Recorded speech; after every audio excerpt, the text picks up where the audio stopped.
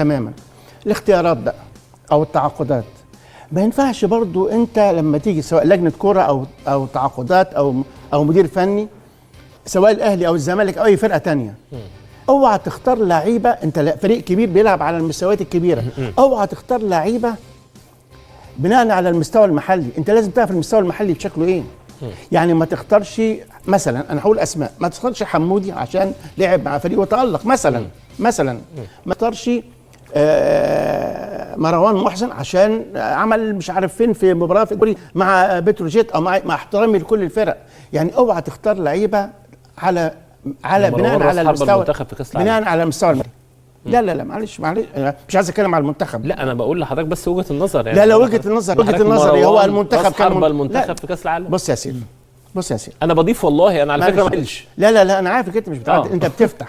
أيوة. فانا مش عايز افتح بس جرح المنتخب، لان المنتخب من اول يوم احنا عمالين بنقول حرام الطريقه والاختيارات اللي بنلعب بيها، والراجل يلعب ب 11 لعيب حتى لو منهم ناس مش قادره تمشي عشان خاطر هو مقتنع ان هم دول بس اللي في مصر. لا دي مشكله كوبر، دي مشكله ثانيه. تمام. فمش عايز اتكلم عليه خلاص. هو يعني مشي، لكن خلينا نتكلم في ده. هدي مثال واحد بس. انت اختار سليف كوليبالي قلب دفاع، مش كده؟ مش دي صفقه من صفقات النادي الاهلي العظيمه؟ سليف كوليبالي هايل في الكره العاليه بس، والثلاث حاجات الثانيه مش عنده. انا استغربت جدا ان هو في الماتش بتاع امبارح هو اللي بياخد الكرات الثابته اللي في وسط اللي في ملعب النادي الاهلي او في ملعب الترجي. ليه؟ ده ما بيعرفش يلعبها.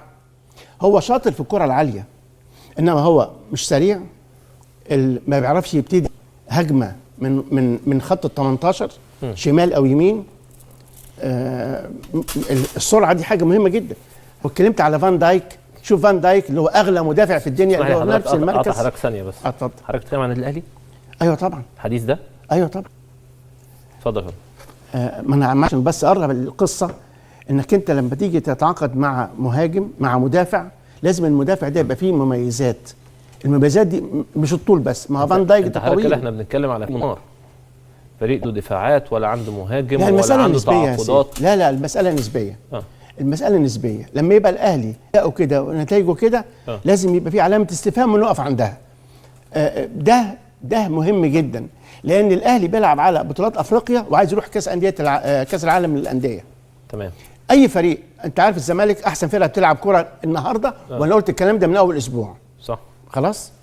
بس انا عايز اشوف الزمالك وهو بيلعب في مباريات افريقيه رفيعه المستوى مع اول اغسطس. بلاش ترجع. بس كلام حضرتك كده ان الاهلي حتى في المحلي ما هو ما اداش. لا ما اداش طبعا. ما هو ما